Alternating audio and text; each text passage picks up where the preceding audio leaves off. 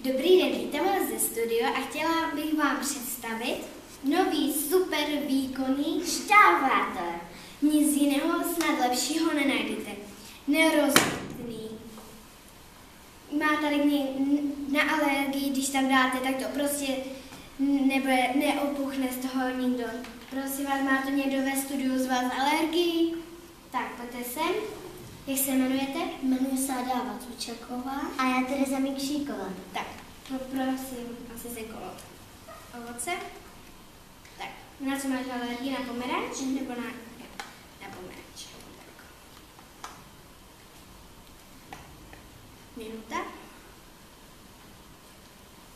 Zkus. To je výborné. Lepšího na světě nic už není. Máš taky alergii na pomeranč? Já mám alergii na jablka.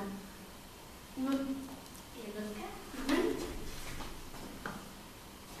Takže čtvereček jablka dám.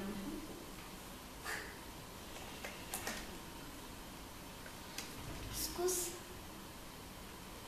No teda, vůbec jsem z toho neopuchla, no to je výtečné. Musíte ho mít doma, nic lepšího snad nenajdete.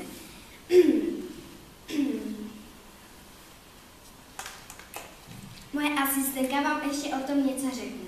Takže, náš šťávátor. Můžete si ho vzít na cesty, někam ven. Nemusí být v elektřině. To je to nejlepší. Dívejte, spadne, nerozbije se, pořád tu je, pořád s ním není. A stojí jenom 955. A jak vidíte, toto musíte mít doma prostě. Doma. Musíte mít. Loučí se s váma ze studia Erika Hrvácková, Markéta Smekalová Adáva Cučaková, Tereza Mikšíková. Přejeme vám krásný nový rok s požitkem.